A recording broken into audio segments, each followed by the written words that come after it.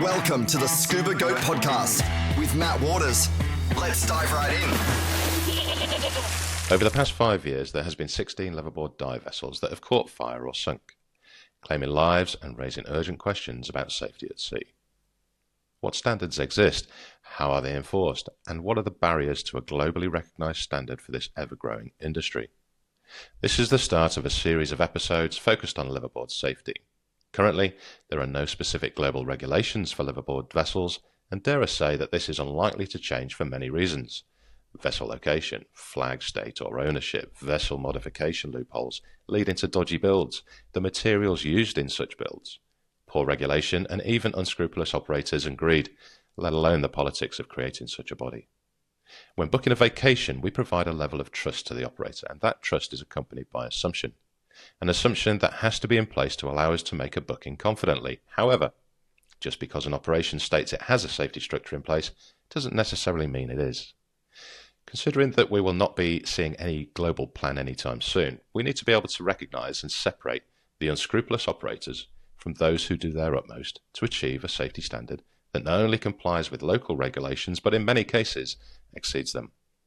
Those who set their own standards, learn from failings and incidences, and improve their system to benefit all on board. Recognise that incidents may become more frequent with the increase in vessels on the market, more scuba diving vacationers, and the advancement in tech creating further hazards on a vessel. Recognise that the blame doesn't necessarily rest on the shoulders of just the operators. Everybody in the system must take ownership of their contribution to the failings. That includes customers forcing a race to the bottom pricing market, enticing corner cutting by dodgy operators, booking agents, filling sales pages with alluring green ticks on the say-so of the operator who's filling in that advertisement just to get on their website. We can pool our resources, gather the relevant information from owners, operators, cruise directors, listen to personal experiences and subject matter experts. By collaborating and pooling this knowledge, we can expand the knowledge base for would-be travellers seeking their next adventure. Now, I plan to leverage the reach of my podcast to maintain focus on liveaboard safety and find out as much as we can to assist all involved in our amazing sport, with the added bonus that we may just save a life or two whilst we're at it. In this episode of the Scuba Goat podcast, I sit down with marine engineer and AMSA accredited surveyor Mick Uberti, founder of MSA and MSI, with experience spanning super yachts, government regulation, and hands-on vessel surveys, including some of Egypt's dive liveaboards, make us see the best and worst of commercial marine safety. We dive into the need for a globally recognised liveaboard safety standard, the risks divers unknowingly take, and what can be done to make these trips safer for everyone.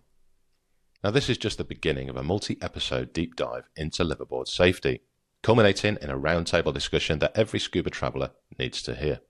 If you feel you have something to bring to the discussion, comment below or message me directly and let's make change together.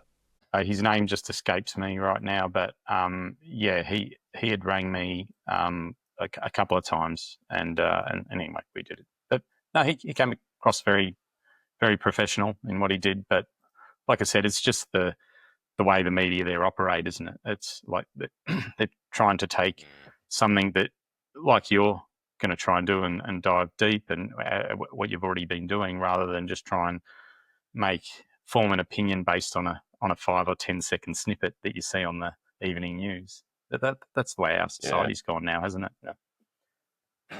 It has. Everyone's got the attention span of a gnat, which is, it's a nightmare on most levels. But when you start talking engineering, and like I'm a geek, I did 17 years as a gas turbines engineer in the Air Force. So I go down the rabbit hole and you can just see them phase out. They're just gone. 5 seconds, done. Swipe left.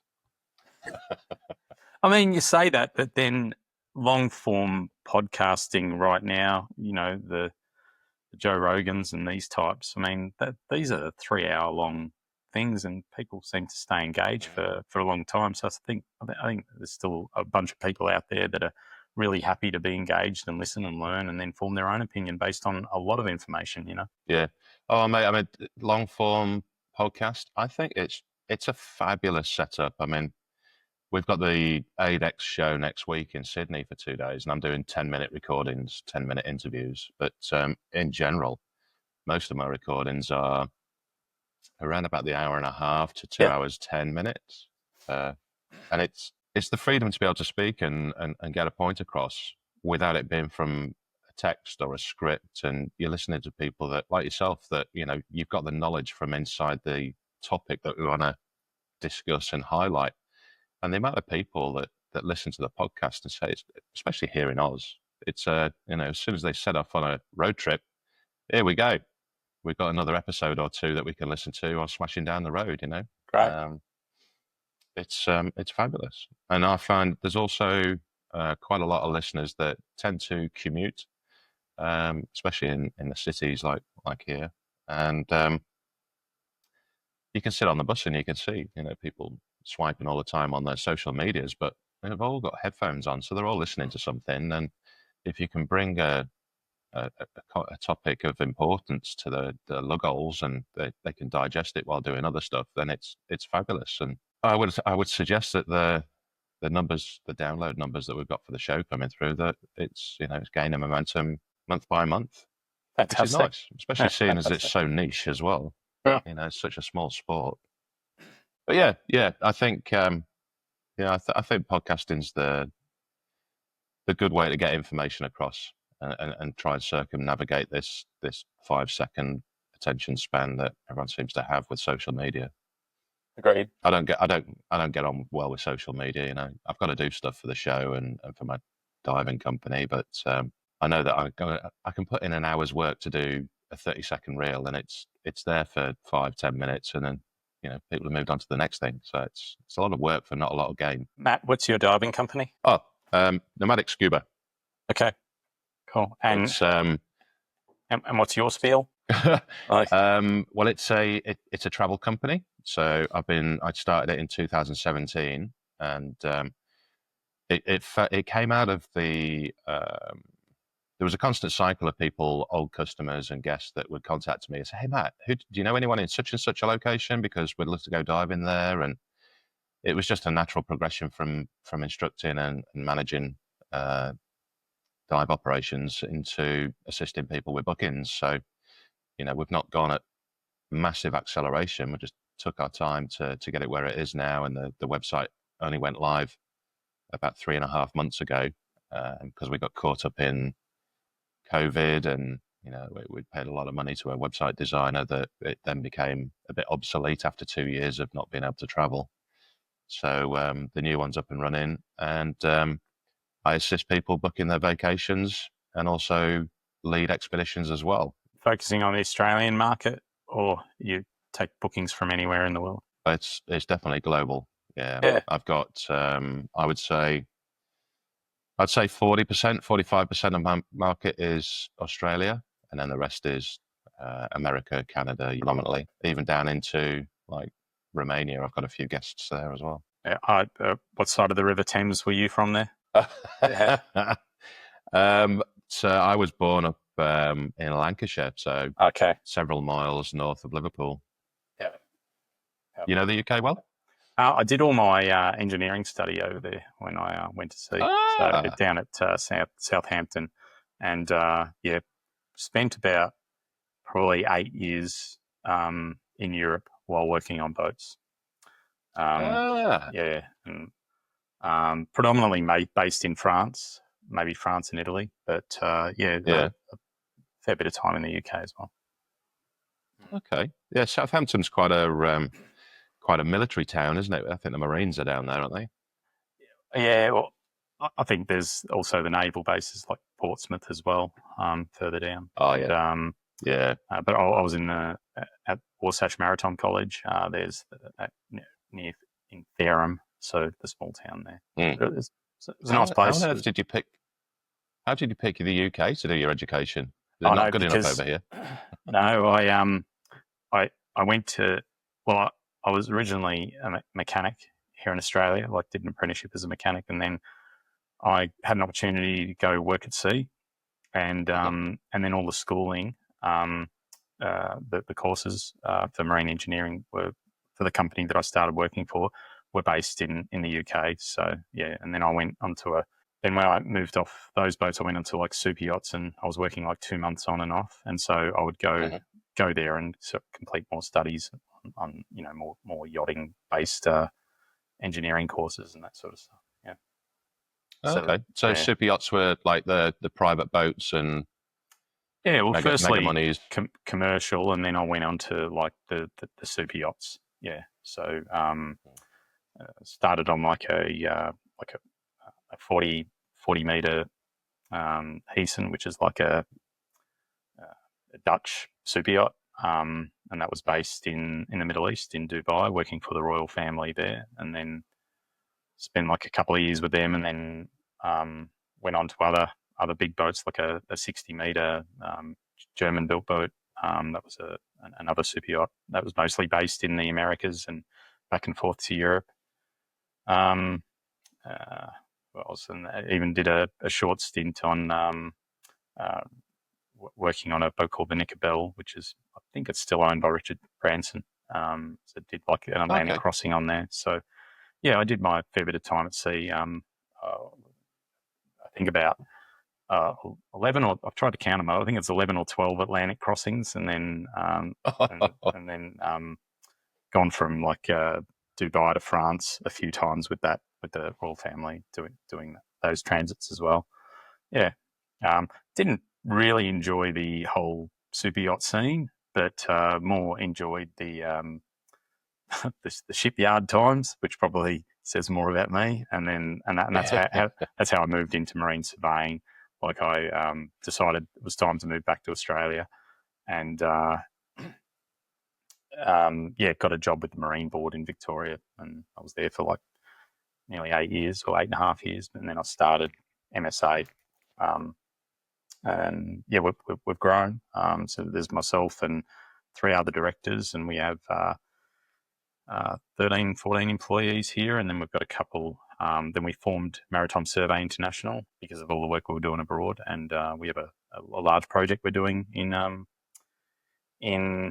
Spain of a new build. We're project managing that, and so a couple more guys over there, and that's the company we've been using for the Egyptian liveaboard inspections as well. So I guess that was a long-winded way to go to how we're getting there. No, that's a very nice lead in, mate. It's almost like you scripted it. I didn't script that bit. I know. You're a natural. You need to do podcasting. Not quite. Not quite. How long have you been doing this podcast and stuff for? We started this. I say we. I started this on the kitchen table when COVID hit, actually. Oh, wow. When COVID started the lockdowns, and the intention was to just maintain contact with my network in the industry and hopefully kill a bit of boredom, but also hopefully continue to promote their operations for as and when lockdown disappears, and try and get customers to their door. And it very quickly grew into, anything that caught my eye that I thought was an interesting topic. So we ended up with conservation efforts and scientists on the show talking about corals and their expansion coming from the tropics, coming down into the cooler waters. So no topic is off the table unless it's well outside the boundaries of our blue world. And I suppose this is why I've touched base with you as well for the issues that we're seeing constantly in Egypt and the liveaboard issues. And here we are now. Yeah. Cool. So, in fact, I'll tell you, I think I was about 7 episodes deep, and I got an email through professing to be from Sylvia Earle's office. And if you don't know Sylvia Earle, she's effectively the female version of Sir David Attenborough over in America. Okay. And she's the lady, her royal deepness, that's just done everything and anything she can do for conservation, and a bit of a hero of mine. And I got this email, and it's requesting, to get Sylvia Earle on the show, and I'm like, nah, this is a spam. This is someone in middle of nowhere in Africa or something trying to get some money out of me. So I had to do a little bit of research on who was sending the email, and I was like, holy shit, this is real. Yeah. And lo and behold, I ended up having Sylvia on the show, and I expected her to be on for 40, 45 minutes and then on to the next job, But no, she stayed on, and we chatted for a good couple of hours. Oh, good on you. Well done. Yeah, yeah. And good on her as well to give up her time for some random bloke down in Oz. Very cool. I'll have to listen to that one then. Yeah. Yeah. No, she's a good one. I have to confess, okay. I'm not big into diving. I have to confess that. The most diving I've done is like around the cleaning hulls of boats. So that's I've been to some nice dive locations in the world and had fun there, but I have a PADI dive certificate, and that's about as far as it goes. I wouldn't call myself by any stretch of the imagination any sort of experienced diver. Yeah. Well, I mean, it doesn't matter. I mean, you're intrinsically linked into the diving world just because of what you're doing right now. I guess so. Yeah.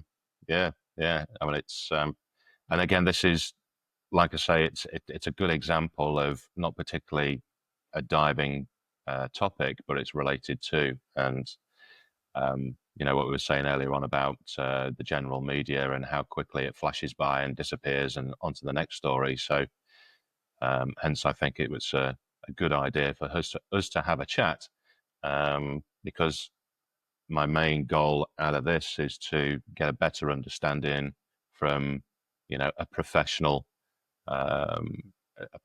eye on what we should be looking for on liveaboards, what guests should be expecting to see when they get on a boat, and how to listen to that little voice in the back of their head that says, hold on a moment, something's not quite right, and having the confidence to get off the boat. And it's a big concern for all of us, but it's not only damaging or risking those people that are getting on the boat, but it's also damaging those operators and those operations that are out there that do their utmost to make everything as safe as possible. And I say as safe as possible because we are effectively putting, a baked bean tin on top of water full of electrical stuff and gas and God knows what else. So it's a risky business, but we've got to some way maintain this topic of conversation and keep it on point and in the limelight so that it doesn't disappear and the low grade operations out there continue to put people's lives at risk. Agreed with all that. Yeah. I think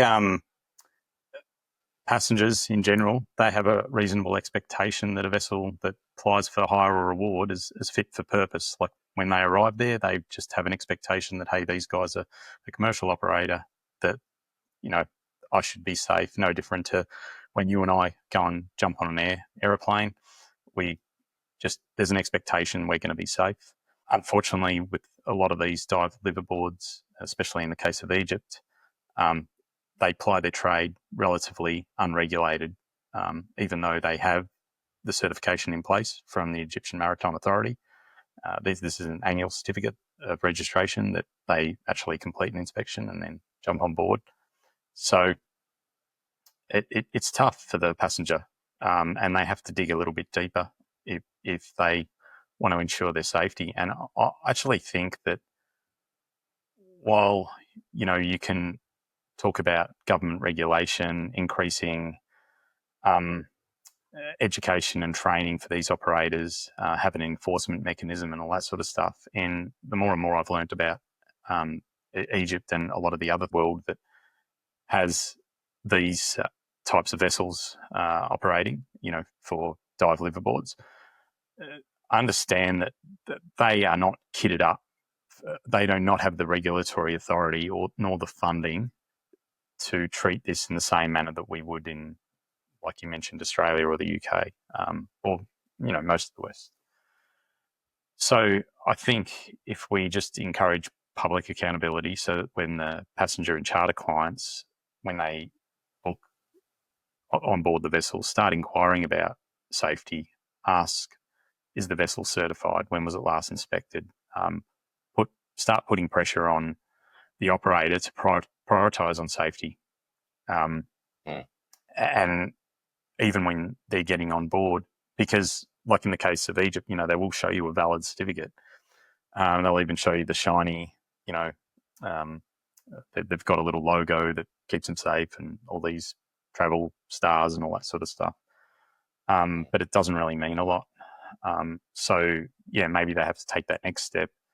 And when you're walking past the life rafts, have a look at the dates on them. Ask them about the fire extinguishers and the fixed firefighting systems. If you can, just have a look at the engine room. Just see how clean and tidy it is. Going to the wheelhouse, have a look around there. Just basic things, just to see if they have a lot of navigation equipment, if the radios are actually working. Just little things like that the layman can do, I guess. That's probably where I would start. But did you want me to talk about what we've done at MSI, for this, take it a step further? Oh yeah, let's delve deep. I think. Okay, before we do that though, yeah. I think it's important to point out your authority on this topic of discussion that we're having. Sure. So a lot of people will listen to it and think, "Oh, hold on a minute, who's this guy talking?" Yeah. So where does your authority come from? Right. So I'm a marine engineer. I am a marine surveyor. So usually the pathway from being a marine surveyor is once you've spent time at sea or as a naval architect, then you can transition into a more specialised role as a marine surveyor. A marine surveyor's role is to inspect a vessel to an applied set of standards to determine whether the vessel is fit for purpose or not. We complete condition reports, valuation reports. We do pre-purchase surveys, on-hire surveys, off-hire surveys, things like that. Ultimately, we are looking at the condition of a vessel to determine whether it's fit for purpose for that owner or operator to use. We do work on behalf of, in this case in Australia, we do work on behalf of the Australian government. So AMSA, the Australian Maritime Safety Authority, and they accredit us as marine surveyors. So to be an AMSA accredited marine surveyor, you must have had industry experience and then also go through their examination process as well. There's not that many of us in Australia. I think there's around about 50 or 60 AMSA accredited marine surveyors in Australia. On top of that, I have a UK qualification as a CMID auditor. That's a controlled marine inspection document auditor, where the focus is more on safety management systems and auditing those on board vessels. So I've spent around about 15 years as a marine surveyor to date. So that was 8.5 years with a government regulator, and now about 8 years on April the 1st it'll be with our own company, Maritime Survey Australia. We're also appointed flag state inspectors on behalf of Marshall Islands and Cook Islands as well. So I guess that's our level of authority as a company, and me personally of what I've done. Yeah, good on you.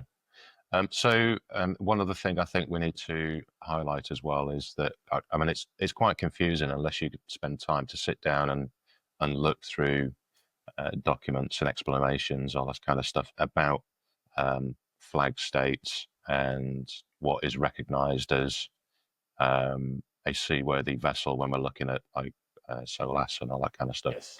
Can you give some sort of explanation that to Joe Public so we can Sure. get them on par? When a vessel is operating domestically, they don't require a flag state. So in Australia, you're just considered a domestic commercial vessel, and that's the same case all over the world. The moment you intend to or take an international voyage, then at that point you apply a set of more onerous standards, and they come in the form of a lot of the International Maritime Organization conventions. And they formed SOLAS as a result of the Titanic in 1912. Then there's the MARPOL Convention as a result of the Cadiz incident in the UK in 1970s or 80s. Quote me on that one. Then there's the ISM code, a result of the Herald Free Enterprise incident in 1987 in Brussels to UK. You probably recall that one. And then you have, which one's am I forgetting? The ISPS code, that's International Ship Port Security Code. That was a result of the 9/11. So it's always been a major incident or accident that has brought about change. It's usually what happens, and probably the way we're going with this here as well. As to answer your question about flag states, so as just in their very nature, ships or vessels are elusive, they need to comply with some sort of set of laws. So if you're an Australian vessel and you are making an international voyage, then when you are operating that vessel globally, if your vessel is flagged in Australia, you then must comply with all of the Australian rules and regulations on board that vessel, no matter where you are. So that's where you have a lot of flags of convenience, or international registries, as they're called.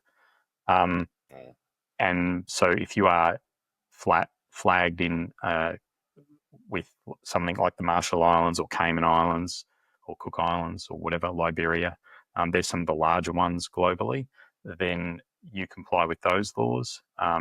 Some are less onerous than others. Some can be just a complete race to the bottom. However, most of the flag states, though, are signatories to all those IMO conventions that I mentioned. So it's not just the reasons for choosing a different flag state over one or another is not necessarily to avoid a rule set. In some cases, it might just be because there's a lot less, there might be a tax incentive, but it might be a lot less onerous in terms of compliance with other conventions and codes and things like that. So, yes, they exist. They're all out there, and all of the biggest cruise ship companies and so on and so forth use these flags of convenience globally all the time. Okay. And let's now run down the rabbit hole of how you got involved with Egypt, how you've been drawn into this topic. Sure. So Maritime Survey International, we were engaged by a client of ours, as Saudi Arabian University, to go and inspect 8 liveaboard vessels in Egypt. The reason for the inspection is they wanted to charter these vessels for up to 12 months for their students.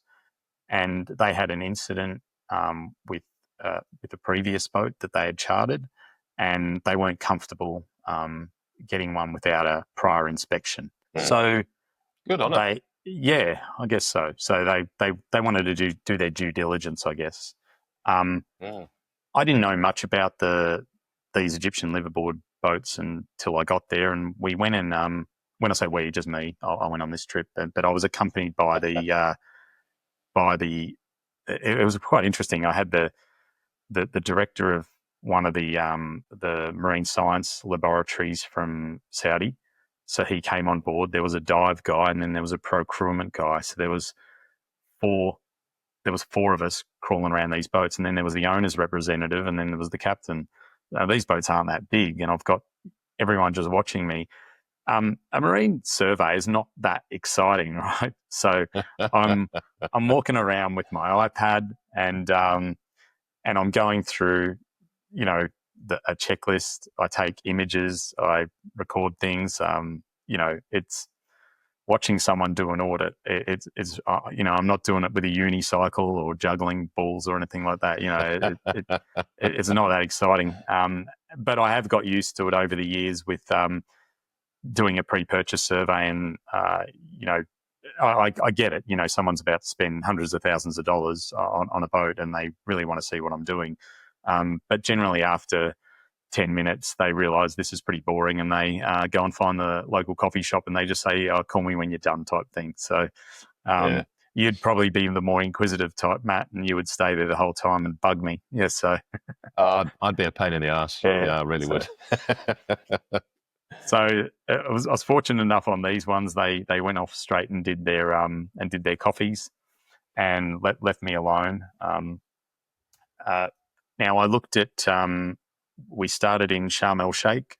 We then went to Alexandria, and then we saw a new build in Alexandria, and then we went to Hurghada over the other side. In total, I looked at 14 vessels, but I only completed 8 reports, as the other ones, they didn't really warrant more than about a 5-minute inspection. And then I just realised, okay, look, you're not going to use this boat. This is definitely just not going to be fit for purpose. And you could make that assumption within 5 minutes, right? The findings on all the vessels were really similar. They all present interior and cabins and sleeping berths that are really good, like really good condition, like super yacht standard, that really, really nice, because that's the selling point for the charter operator. No one that wants to go on a 5-day liveaboard trip or a week liveaboard trip, I don't think they're walking on board and saying, can I please have a look at the engine room first? I don't think that's a question, and nor should it be, right? Like, I mean, let's be real. I mean, they want to make sure that they're going to be comfortable on board. And like I said before, there's just an expectation that the vessel are going to be safe. So the deficiencies in most cases that I found, many of them were not expensive to repair or replace. And in most cases, compliance with safety and contemporary standards is simply just unknown to the crew and the operator. They're just not educated in this space. And, our expectations are quite high, because the diver's probably paying, I don't know, whatever they're paying for a 1 or 2 week liveaboard trip. But I think just bear in mind that the captain on these boats is getting $300 a month, and the engineers and the rest of the crew are getting a lot less. So the fact that they didn't know much was interesting. So the Egyptian Authority for Maritime Safety, that's EAMS, they're the concerned authority in Egypt regarding the technical standards, compliance and registration. So any excursion vessel, as they're called in Egypt, that's more than 10 tonnes, which go beyond the regional waters there, they're required to be registered. So they actually do an inspection and then revalidate this. But these regulations are really poorly enforced. For example, just one of the standards that they need to comply with is the collision regulations. So the collision regulations is the rules of the road for commercial boats, or for any boat, to be honest, globally. So these were developed in 1972, and so, for example, almost every country in the world is a signatory to this convention, and so this, as in layman's terms, means that you must have your port and starboard light, your all-round light on, to show people where you are going. So Egypt is actually a signatory to this convention since 1986, but the navigation lights on all the vessels that I looked at didn't meet any of the collision regulation requirements. The lights weren't separately fused. The reason why they're supposed to be separately fused is that it ensures when one navigation light goes out, they all don't go out. They didn't meet any basic navigation requirements. They were missing charts. Most had no radars or substandard radars on board.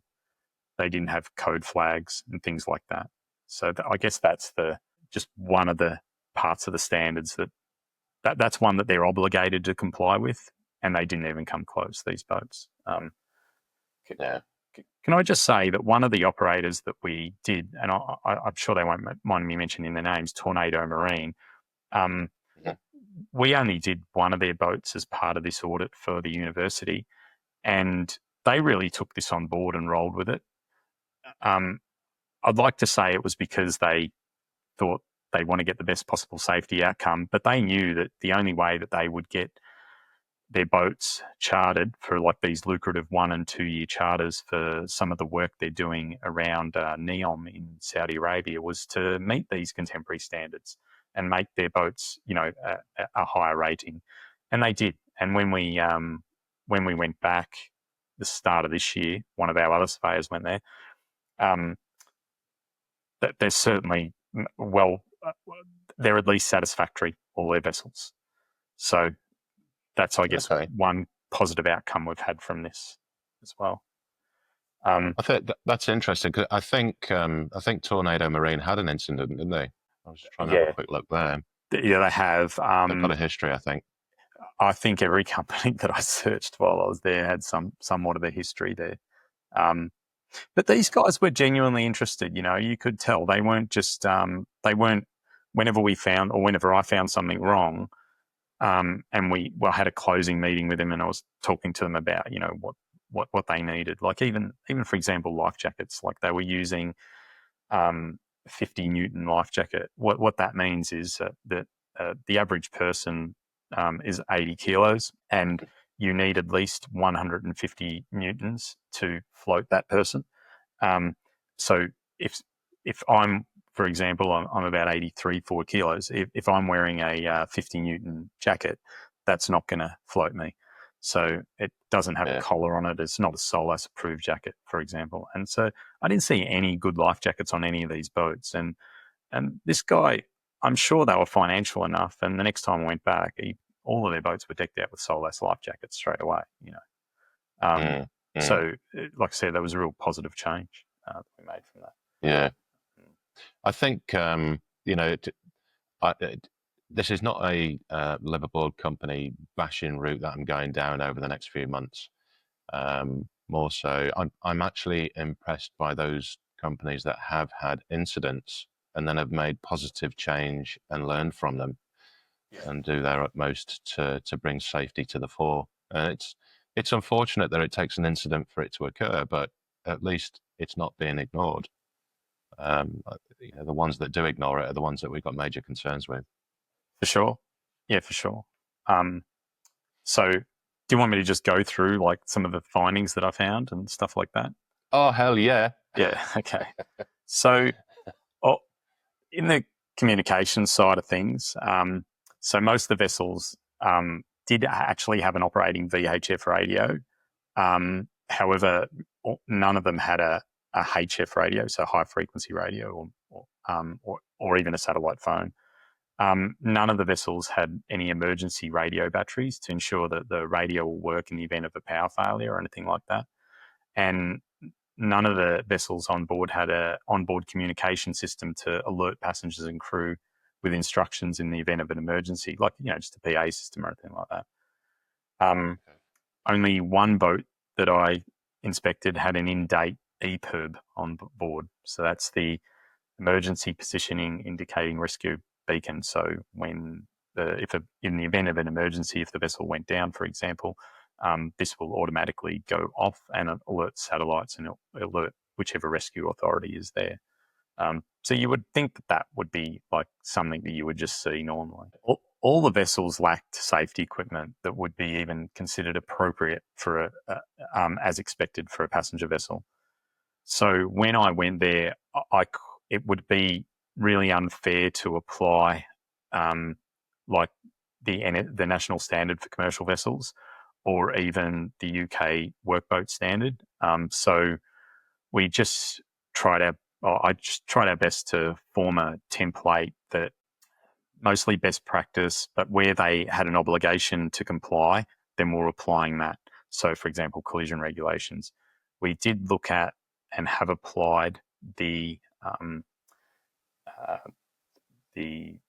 Caribbean dive liveaboard standard, which was made in connection with the IMO, and we've got a copy of that standard on our website as well. If anyone wanted to have a look at that, it's probably the lowest standard that we could find, but at least it was something that had been applied and audited by the IMO, even though they haven't put their like stamp on it or anything like that. But making these boats comply with 2025 contemporary standards from day one, it's just not achievable. So it's best to say, right, well, let's do the things that you can do. Like, there's no reason why you can't comply with safety equipment standards. So that's what we implied on them. Many of the life rafts that I looked at, they didn't have any supporting certification. There was no markings on the life rafts. none of them I looked at had a hydrostatic release. What that is that if the vessel goes down, it is a system that it cuts a little rope. There's like a little razor that cuts a rope to allow the life raft to float free. It's still hooked up to the vessel with a painter line, with a rope, and therefore people can get on board it.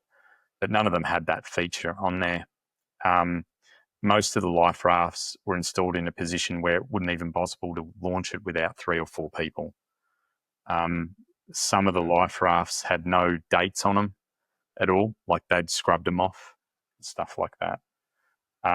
None of the life jackets were clearly marked with the vessel ID, and they didn't display, like they didn't even have lights on them or anything like that. So yeah, really poor in that case. In terms of fire safety, sorry, go on. Would it be, just referring to the life jackets, would it be fair to assume that these would be the kind of life jackets that they'd probably be using on the local resorts for jet skiers and they're the ones, surfers, that kind of thing? Yeah, they're the ones. Yeah. The clip and what do they say, the zip and clip ones, you know? Yeah. The one that you buy in the bargain barrel from Woolies. Yeah.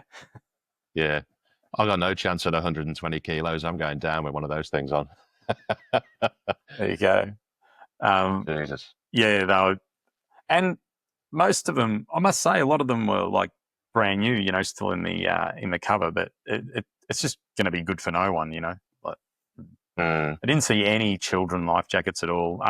They don't become mandatory until over a certain amount of passengers or tonnage on boats, but you know, I guess for a level of comfort, if they're having children on board, you would want to see life jackets for children. None of the boats had a fixed firefighting system.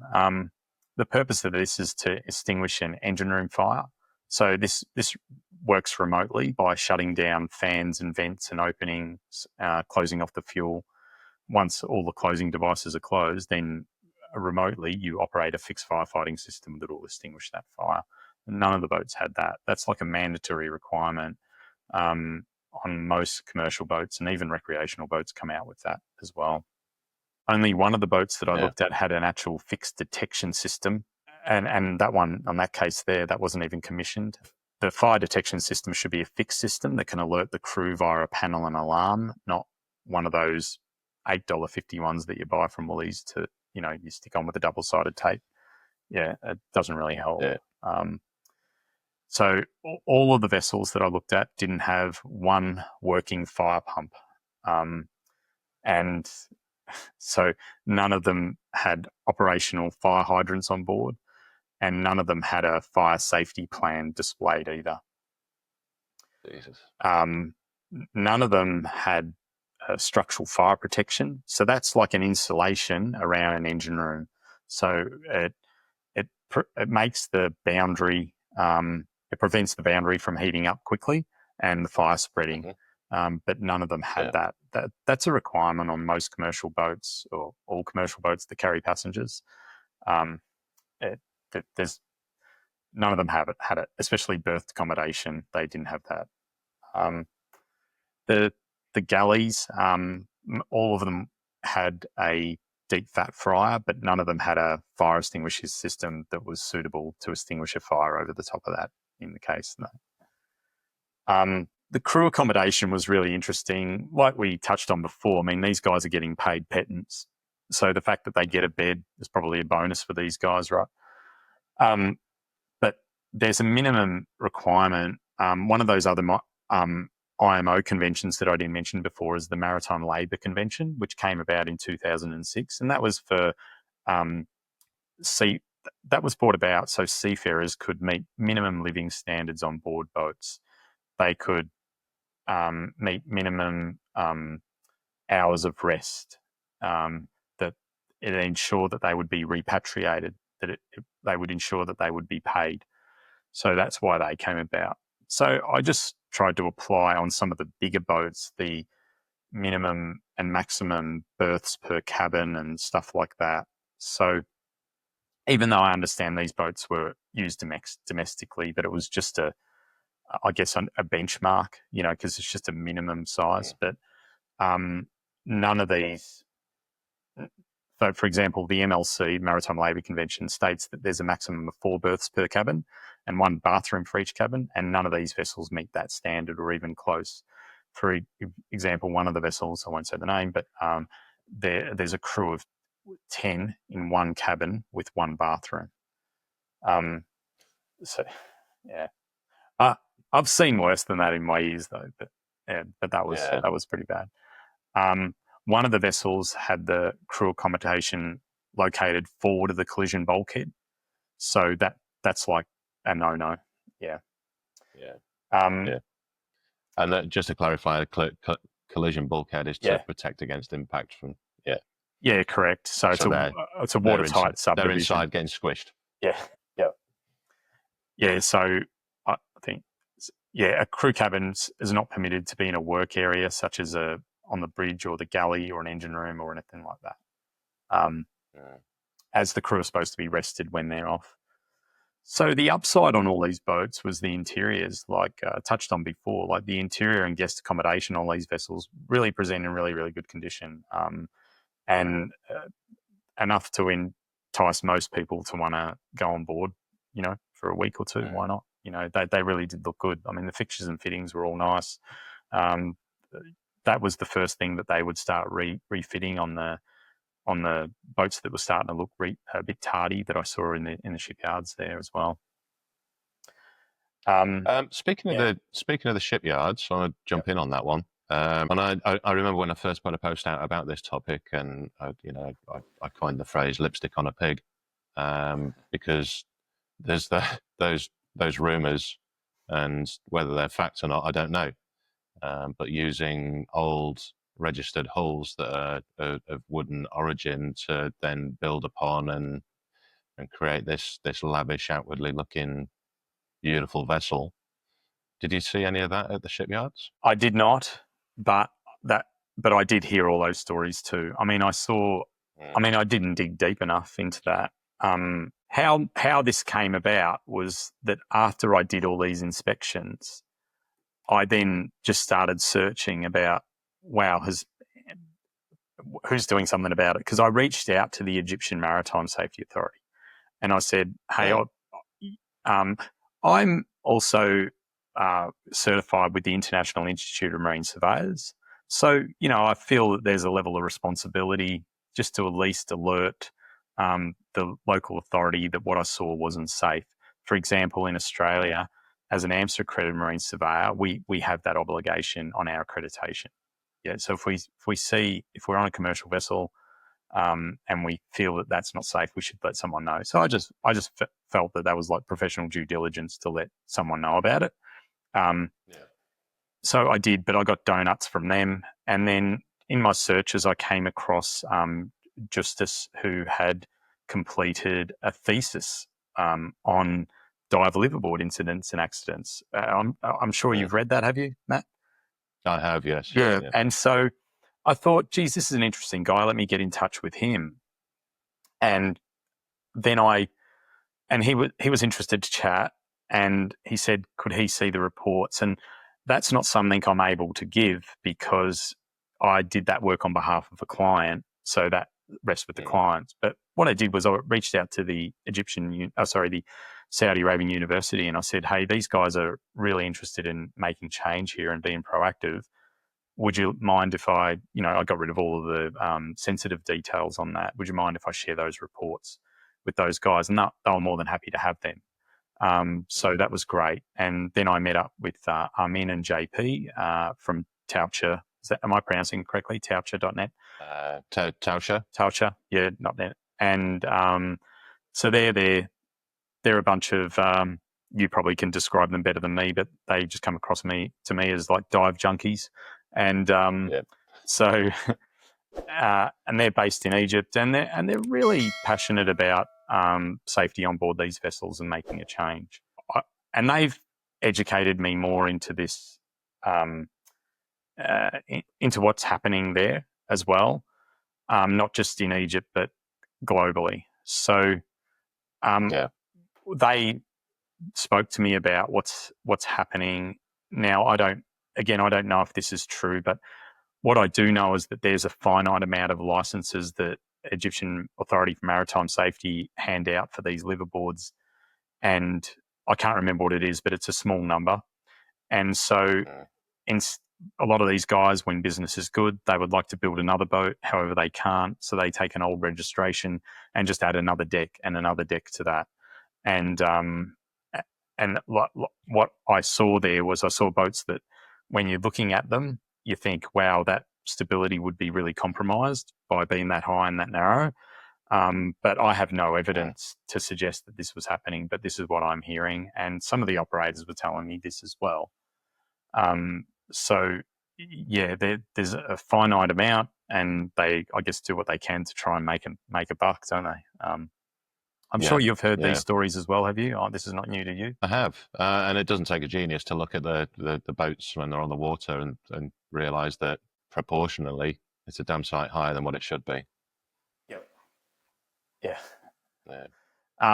Probably the main cause of concern on a lot of these boats when I was on board and in my reports was the design and construction standards. So most of them were not built to a standard at all. So it's built to ensure passenger comfort and maximise the passenger experience, I guess. So you had these vessels that you walk down onto the lower deck, and you would see it without any subdivisions. So we spoke about collision bulkhead before.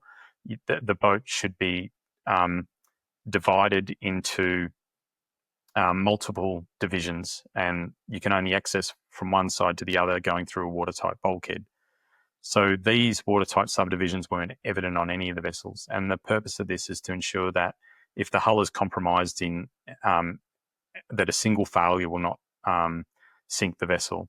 If you think about some famous incidents, so the Titanic, the watertight bulkheads did not extend to the top. So although the vessel was only compromised in one section, it was supposed to be unsinkable, but the watertight bulkheads didn't extend all the way to the top. So the boat took a long time to sink because the water slowly filled up one side of the bulkhead and then spilled over to the next, and the rest is history. And history. More recently, the Costa Concordia, that boat there, because the rip in the hull was so great, it actually went through more than two of the bulkheads. It was that long on the side, therefore more than two compartments were compromised with water, and therefore the vessel sunk. So that's the purpose of having a watertight bulkhead or subdivisions, so that a single failure doesn't compromise the vessel. And that just simply goes back to the design stage. So a lot of these boats are not going to comply with that even now, unless they make major changes, which is unlikely.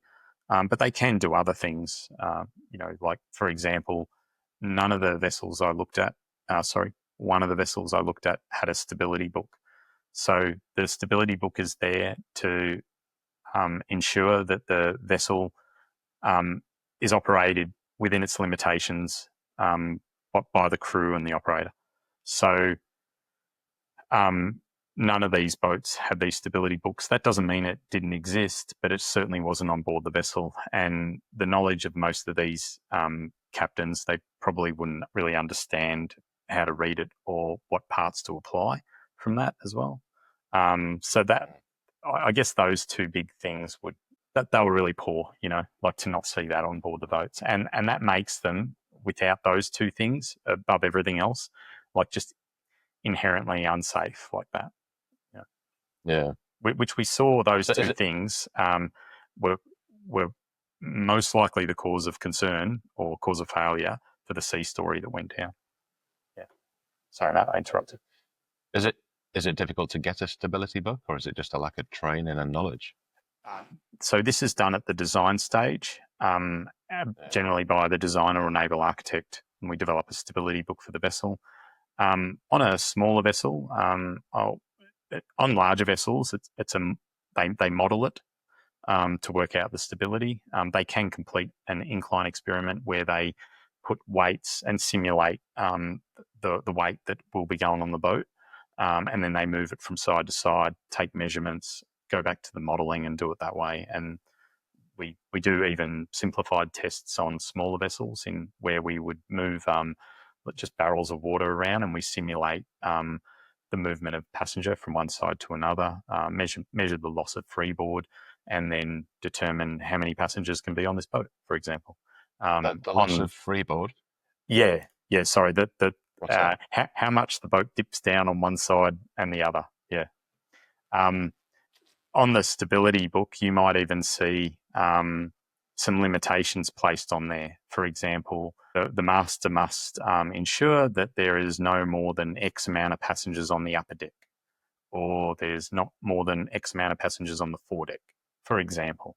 And that should be known, like that should be clear. And so, unfortunately, that sort of knowledge was not there. Yeah. So, I mean, a perfect diving example of that is when everyone's getting ready to go for a dive, and almost every man and his dog is on the back deck on the dive platform. And if people can visualize in their head, the weight would be bringing the rear of the vessel and pointing the bow up to the sky. Yeah, good point. I mean, whale watching tours have that problem. You know, when the whale's on the port side, everyone runs over there. Oh, yeah. There was an incident on one of those where there was fatalities, unfortunately, as well, sadly, in Canada. It's probably nearly 10 years ago now that I remember reading about that one, where the boat just capsized from people moving from one side to the other. But again, was it being operated in accordance with its stability book? Probably not as well. Yeah. Okay. Well, as far as getting prepared to, or deciding on which liveaboard you're going to go on, there's a lot of the websites out there that advertise for liveaboards will have so much data on there that it provides this feeling of being safe. But that feeling of being safe is just a massive information on a page, and within the safety section, shall we call it, is a lot of words and a lot of green ticks. And it's very easy for an operator to sign themselves up to a website like this, and then we're relying on that operator to say what they've got on board. All of a sudden, you've got all these superb green ticks. So my question to you would be that as a dive agent, as a booking agent for operators, what can we do to try and reinforce, maybe reinforce is the wrong word, but try and clarify what is actually available on the boat safety-wise? Are there questions that we can put to the operators rather than just getting ticks from the operators and a thumbs up and a green A-OK sign? So I think a really good starting point with the guys at Taucher, so JP and Armin mostly, on the Maritime Survey International website, there's a section there around dive, liveaboard and safari vessel surveys that we've done. And we've put there's a tab there called Standards, References and Links. And on there's the checklist that we use. And so we've made that available. We've put in there the standards that we've applied as well. So far, we've done around about 12 inspections, and we developed a rating system, so a 5-star rating system. We didn't want this to be a naming and shaming for the vessels that opted in to get it, because they're obviously paying us money. So we thought we would only record on our website the vessels that actually were at least satisfactory. So that would allow the diver to make an informed decision.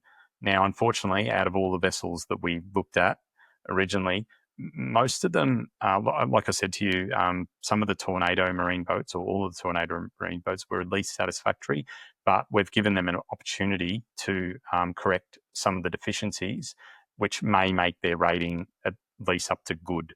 So we're leaving it to them. So you won't see any of the boats listed on our website just yet. But I think, to answer your question, is what can they do? They could at least say, hey, here's a checklist that these guys at Taucher and Maritime Survey International have developed, can we at least apply this to the vessel? Alternatively, like I went through before, we're really leaving a lot up to the passenger here to know, at least have a little knowledge on what to look for. But I think anyone can ask those questions. And like you said, you can ask for these registration and survey certificates. However, as you just mentioned, that they can hand you, especially in a lot of these countries, they will just give you this certificate and expect you to be happy with that. But in the case of the ones in Egypt, God only knows how they're issuing these certificates, because they certainly don't comply with any of even their own mandatory standards that we've seen. So you just can't trust this official government document, which is unfair on the passenger, or in our case, the divers, because, like I said before, there's just an expectation that they're going to be safe when they walk on board a commercial vessel, and they shouldn't have to feel worried about that. And could you share with me how much they're actually paying for these 1 week, 2 week live aboard ventures? Oh yeah, I mean it's Egypt is it's very well known as a very cheap place to go. So you can get a 5 or 6 night live aboard for as little as $700 US. And then it can range up to 3,000 or 4,000 depending on how much lux you want and what locations or regions of the Red Sea you're going to. Some even push down into Sudanese water, northern Sudanese. So the prices go up a bit, but I think it's fair to say, with the amount of vessels that are available in Egypt, that it's very much a race to the bottom pricing market. There's a constant battle to, make it 5-star luxury and give everything for $10. So I do genuinely believe that,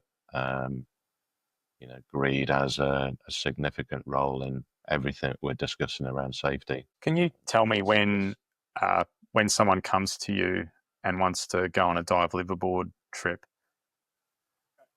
what would you say rate as the, I guess the most important thing to them? What are, I guess, the things that they're looking for, the features? Like, do they ever ask about safety? Do they just ask about price and location? Like, yeah. Okay. Generally, I'll get inquiries, and they'll be, I can jump on X boat. How much is it going to cost me? Well, that particular trip is going to cost you X amount, and it's usually followed up with the reply that, oh, well, I found it on another website at this price. Okay, fill your boots, go for it. So you're just talking about price. It's always down to price. Very rarely it's down to safety. I think maybe in the last 5 years I've been asked about safety 3 times. It's that level of assumption that we spoke of earlier on. It's a boat that's registered to take divers, and everybody assumes that it's going to be safe. And this is why I'd like to do the round table, so that we can raise that level of awareness to would-be customers, but also get the insider look on it as well, because within the Red Sea, we do have those genuine operators that want to do their best and bring their best game to the table, and they're being black-handed or black-marked with everyone else that's more, that effectively doesn't give a shit about safety. They just want to make money. So I want to bring a balanced view from all angles. This is why I'm talking to you as the expert on what you do, and I've got many other experts that want to come on board that are expedition leaders, operators that own vessels, guys that have just built their first liveaboard vessel and the safety elements that they're putting into place, all of this kind of stuff. And even people that have been on boats that have had major accidents or incidents, and have a balanced view on it, so that everybody can benefit, and not just a point the finger kind of game. But my overarching desire is to somehow raise the awareness to the customer, the person that's going to go on what could possibly be their trip of a lifetime, depending on their budget, and their dreams. But We want to make it safe. And the best way to do that right now is to educate that person, because trying to put into place something that's, a requirement at a higher level is going to take a very long time, if it even occurs. Yeah, absolutely. Yeah, that was made pretty clear to us there. I'll just share on the off. So, firstly, when we had a meeting, so Toucher guys organised a conference call with around about 40 different dive liverboard operators, and of which only 2 of them signed up to us to have these inspections done. That said, I did get a lot of emails from them, and a lot of the timing that when we were going to be there didn't match up. But we have another trip planned soon with our surveyor from Spain going down to Egypt, which is a lot more feasible for us, and we can make it cheaper for them. But the questions we were getting from them all were really good, and I guess it was obvious that people that would come to a forum like that would be interested in just getting better, and having better business. And what I saw from the Tornado guys, that they saw in real money terms, that having a safer boat meant actually getting better clients and getting a 12-month quite lucrative charter for them.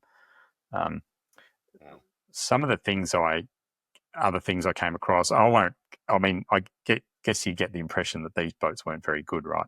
But I just thought it'd be of interest to tell you that not one of the vessels that I looked at in the engineering section, and I'm obviously being a marine engineer, I'm more focused on the engineering side of things just naturally, but not one of the vessels even had a bilge alarm installed anywhere on the vessel.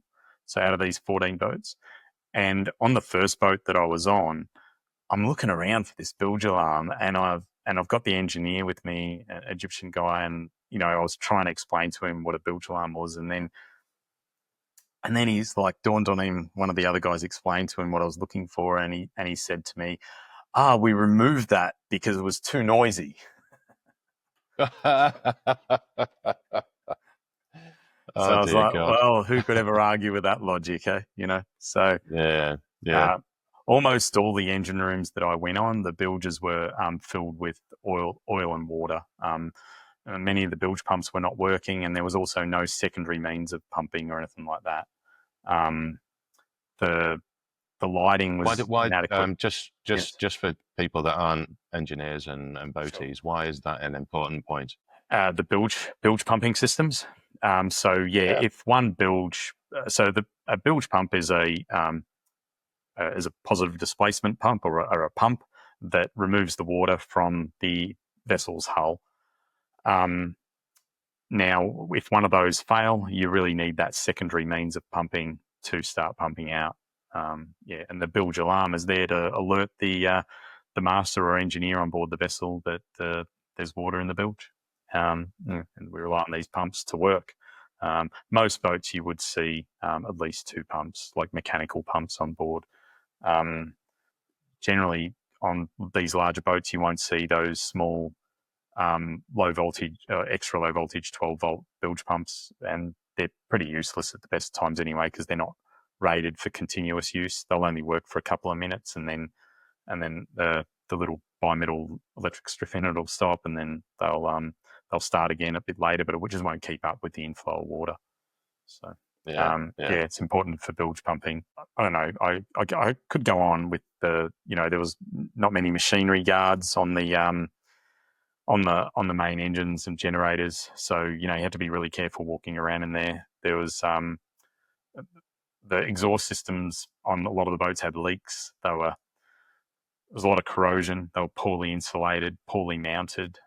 None of the vessels that I looked at had which this actually surprised me, because I thought the Red Sea was really focused on grey and black water discharge, if anything, but not one of the boats I looked at had a black water treatment system on board. So for any of the what's a black water? Yeah, so when you go to the toilet, the water will go into a holding tank, and there's different types of blackwater treatment systems, but not too different to what we have on land, where the water goes to a treatment plant, all the wastewater goes to a treatment plant, and then it is sent off as lower grade water or goes back out to sea when it's all filtered with all of the toxic waste in there. And we have these smaller versions of these blackwater treatment systems or grey water treatment systems on board the boat. So blackwater is the toilet water, and grey water is like from your sinks and showers. So prior to going outside the boat, then that water should be treated so that it doesn't harm any of the environment outside. So I didn't see one of those. There was certainly no oily water discharge. So in one of the MARPOL requirements, that's the convention that controls the oil, water, and waste discharge. They specify that when you are discharging oil, you can on ships, but it must be no greater than 15 parts per million of oil in the water. So what that means to the layman is that there would be no sheen on the water. You wouldn't see like an oily sheen on the water. Yeah. And so it goes through this what's called like a coalescence filter, and that removes the oil from the water and then discharges the waste. So although some of these boats were probably too small to trigger that, but they didn't have any means of capturing that oil. So your guess is as good as mine where all that oil from the bilge ends up. Yeah. And that's, I think, without looking it up, 790-ish liveaboard vessels in Egypt that are probably all doing the same. Yeah, you would say so. Yeah, you would say so. Did you look at the Red Sea for its I guess its state? I don't think people see the Red Sea as an open ocean where you're going to get big waves kind of thing. They see it as a closed, rather large gap in the land. But I've been trying to push the fact that the weather conditions can get pretty damn mighty. Oh yeah, it gets pretty shitty there. I've sailed up through the Suez Canal, so I've sailed up through from Dubai, make a right hand turn and then go up the through the Red Sea and then into the Suez. Down the bottom, especially towards the bottom of the Red Sea, it gets really, really choppy. It's not the most pleasant of waters, and they're quite short, stumpy little waves all the time around there as well. So no, and they get the largest shamals and winds throughout the Middle East there as well. So yeah, it can be not so pleasant at all. I must say though, while I was there on both the recent trips I did, I did manage to go for a swim in the Red Sea, and it is gorgeous. It is beautiful. It's really clear. The second time I made sure I brought my goggles so that I could actually see some stuff. And I just had a couple of mornings free, and I thought I'll go for a quick swim. And it was gorgeous. It was under no illusion. There's a reason people go to the Red Sea, and the corals and the biodiversity is fantastic, let alone the wrecks as well. Yeah. It's a fantastic location. Just need to sort out the shit above the surface, really. Yeah. I actually went to Dahab when I was as a 21-year-old backpacker, so a long time ago, and I actually did a dive around there on the Red Sea, and it was gorgeous, and always wanted to get back there. I didn't think I'd go back there 20 or 30 years later. Nearly 30 years later, inspecting boats, but I was really happy to get back. So the people in Egypt, like the guys' boats that we were inspecting, just super polite, super nice. Like really, they weren't your normal vessel operator that we deal with. That it can, it can get heated at times or confrontational or whatever. But these were very, very nice people and very accommodating as well. I don't want to paint a bad picture of Egypt by no stretch of the imagination. Like and the waters there were amazing. Yeah, no, I echo that. It's 18 months, 2 years ago now that I was over in Jordan with a mate of mine on a photography competition, and hosted by Mohammed Ladawi at Big Blue Dahab, Big Blue Aqaba, sorry, and there couldn't be more courteous and welcoming if you tried. It's a fabulous location and people to be around. I really enjoyed it. And the same, I've been to Dahab several times, and many years ago I even did my first dive in just off the wall at Dahab. Cool. Yeah. So the other thing that crosses my mind as well when we're talking about the way that the majority of the boats seem to be substandard is that maybe with the cut and paste cookie kind of cutter way that operations are being made out there, that the standards have just dropped over the years with rinse and repeat and copying the next guy to get a boat out there and start making money. And I wonder if there's a major lack of education on this topic, and I think from this discussion alone, that kind of highlights there's a major hole there that needs to be filled. Certainly is. You're aware that after the Sea Story incident, so I'm sure a lot of your listeners would be aware of that one, but so that's the incident that happened in October, November last year, in which the vessel capsized and people died. I don't want to give the number because I'll get it wrong. So as a result of this incident and the heat that they were getting mostly from the UK government, the UK have since issued a warning to travellers going to Egypt and boarding these boats. But one of the things the Egyptian Maritime Authority immediately did was made sure that the engineers had their licenses. And speaking to the guys there, none of them, or most of them, did not have engineering licenses on board these boats, and it wasn't necessarily their fault. The Egyptian Maritime Authority was the one that issues it to these seafarers, and many had applied or done courses and hadn't received it. So, their admin was quite poor, but there was just a lack of people to actually go on board these boats. So my understanding was that as a result of that, they were cancelling a lot of trips, not because they felt the boats were unsafe, just because they could not get the crew with the appropriate license on board. Yeah. And that therein caused a knock-on effect and an issue because people were heading out to location to get on a particular boat that they booked, only to find that when they get there, the boat wasn't leaving port and they were being placed onto substandard replacement boats, which made the situation even worse. So again, this is the thing that we've got to try and protect against, and maybe by bringing that education level up as well. And there's nothing we can do to bring that education level up in Egypt. That's on them. But we can certainly bring up the education level of the listeners and the people that are going to be getting on these vessels. Absolutely. Yeah, I totally agree. Yeah. I made a list of the things that you would do in an ideal world, but obviously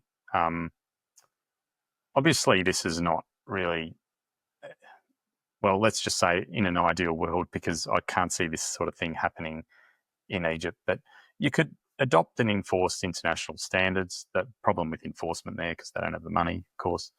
You could invest in education and training. I think in a country like Egypt, though, they've probably got other things to be spending money on than this. You could make the certification and inspection mandatory, so not being done by the Egyptian Maritime Authority, because probably the best way to put it is that system's been compromised. So the people that are inspecting and certifying those vessels, maybe they need to go to a third party or someone else to do that. But I think the one thing that we can do is that we can encourage public accountability. These charterers, like divers, passengers, they have a crucial role to play. Start being inquisitive when you are making a booking, as we've spoken about. Start making inquiries about safety measures. When was it last inspected? Ask all these things. I mean, if I give my our company a plug, ask them if they've engaged with MSI to do an inspection. I mean, that'd be great. But I think more broadly, that I think is the easiest thing that we can implement, right? Like without having a massive bucket of money and relying on government agencies to do something, just start asking questions from the operator. If you had, Matt, can I just pause for 1 second? I've got someone at the door. Just want to let him in. Sorry, that's pretty unprofessional. Yeah, go for it. Sorry, mate. I'll be 1 second. That's all right. I'll put the kettle on. It's easy just to pause. But yeah. So in fact, let me turn that kettle off. That's going to be back. When we're thinking about the liveaboards and people getting on the boat, agents as well that are bringing operations onto their websites, etc. If you had to choose 10 questions or points to ask, because there's a lot of information in that checklist, what would be the top 10 for you? So maybe start with the easy ones, like ask them about the certification. So has your vessel been inspected and does it have a certificate, like a certificate of registration or survey or something like that? So something that will give them some sort of comfort in that way. And then I guess you could, if you wanted to go deeper, say, does the vessel have an approved stability book? Can I see a copy of it? Like even if they just showed them the front cover. And you could ask them if the vessel complies with the minimum subdivision requirements as well. So that's not 10, but that's probably a good start. And then you could go deeper into the other ones like fire safety. Ask them about fire extinguishers, fixed firefighting systems. You'd ask them about safety equipment like life rafts and life jackets and things like that. So I would start with the certification of compliance and ask them, when was it last inspected? Even perhaps why not ask for a copy of that safety report? So when was it last inspected? Can I have a copy of that report? They're probably reluctant to give that sort of thing, but you can ask. They're only going to say no, aren't they? So yeah. So when you go out and inspect a vessel like you've done with these ones previously, you obviously provide them with an inspection report. Yes. Is it something that they can then put on their website and say, look, we have had an independent audit from MSI, and if they wanted to put a link up to the report, or at the very least highlight that they've been audited independently as opposed to just the local government? Well, that's actually the intention. So we'll be putting it on our site. The guys at Toucher have made the star rating. You can see how it's implemented on our website. So whether it's 54321. So if the boat is on our website, then generally it would be a good one. But we need a greater sample size, though. At the moment, we've only just started this, and we need more buy-in from the operators. So, for the moment, I mean, it'd be great if more people were doing it. We've had inquiries even in Indonesia, Maldives. So we've had inquiries that have been coming in, but that's all they are at the moment. Yeah. And at the moment, the price point is probably a concern for operators, I would imagine. That's true. Like it's around about €3,000 to get an inspection done. We have that advertised on our site as well. For a lot of these, I understand that's an expensive cost, but it's also expensive for us to get people out there and do the work as well. And then there's a risk that we hold as well with our PI and PL insurances that we have to have when we're looking at these boats also. So, that's the reason for the higher costs. Yeah. The inspections usually take a couple of days as well. So, and then we put a report together as well. So it's a lot of involvement from our end. Yeah. And is it Tauscher that are organising, or advertising the fact that you guys are going to be on location at X date and people can book a slot if they want to? Yeah, they have. Tauscher have been great. They've been promoting it. I must say they get a lot of on their Facebook site. Whenever they put something up there about doing inspections, there's a lot of people that just bag it and just saying it's a money grab and things like that. And we're always going to get people that will think that as well. But Yeah. I must say, from my end, it certainly hasn't been it certainly hasn't been lucrative or anything like that. We wouldn't have even broken even at the moment with the money we've invested in trying to do this. So it mostly been out of interest. Obviously, there was a long-term approach. We thought that, maybe we could set the original standard and then hopefully, we get a lot of people adopting it into it. But I realise that's going to be really tough because most of the vessel operators that we're dealing with are not going to be able to afford it. But, in the case of like Tornado Marine, that they really saw the value in that. And I honestly, I think that without us being there, they most likely wouldn't have been rewarded with these larger vessel contracts that they've achieved. Yeah. And I think it's, it's probably common sense dictates, if the operator's gone to the extent of investing, a hefty lump of money into getting an independent audit done, then it highlights in big neon lights that they're keen to make sure that the service they're providing is at top notch and professional and above all safe. Agreed. I think just keep on going at it, buddy, because it can only grow. Well, hopefully. We don't want there to be more incidents and accidents, but unfortunately they just keep coming, don't they? Like I'm sure you have an alert set up as well. I mean, I have a Google alert set up for these liveaboard incidents and accidents, and they just keep coming. It's not great. No, yeah, and it's it is a big issue everywhere. I mean, a lot of people will argue that there's more incidents now because there's so many more vessels on the water.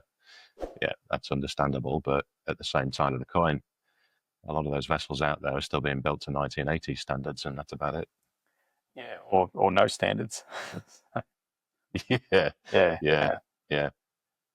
Cool. Okay, mate. Oh, sorry. Go on. Oh no, I was just going to say I was going to share with you about the shipyards in Alexandria. That was like walking back into 1980s. So, really. Well, I mean, they just don't have the like contemporary safety standards and so on and so forth, there. So I went to a yard. Actually, I went to one in all over. So in Alexandria, where they were building steel ships there. Another one in Sharm el Sheikh, where they were refitting and building timber boats, and a variety of all different ones near Hurghada as well. They're doing a lot of work, but in terms of the workers' safety standards in the shipyards, they're not something that you would be familiar with locally or anything like that. But always interesting to see. Flip flops, and a fag hanging out your mouth. Yeah. Oh dear. Okay, cool. Hey, before we round it out, Sure. Can I entice you to come into the roundtable chat at some point in the future? Yeah, sure. Why not? That'd be awesome. Be awesome to have your knowledge on side, so that if people get a bit confused or need clarification, then you're the subject matter expert. Thank you. Fantastic. Thank you. Cool. All right. I think we'll round it out for that at the moment. We've been going for an hour and a half, so I think we're doing well there. There we go. Yeah. Well, thanks for having me, Matt. I do appreciate it. And I'll definitely start hooking into the show and learning more about what you guys do as well. And and I'll shout out to the guys at Toucher as well, because I'm sure they're doing a lot of things in line with what you are as well. Yeah. I did send them a quick message, and I sent an invite to come on the podcast, and it's a thumbs up, but then there's been no response following a thumbs up. It's probably not high on their list of things to do. I don't know. They always seem to be interested in doing that stuff. I'll mention it to them for sure. Yeah. Happy days. All right. Mick, thanks very much for your time, mate. And I'll give you a shout when we push this out, and I'll put all the links into MSI on the show notes, and bid you a good weekend. Thank you, Matt. Thanks for having me on. Pleasure. Most appreciated. Thank you. Thanks, listeners. Ciao for now.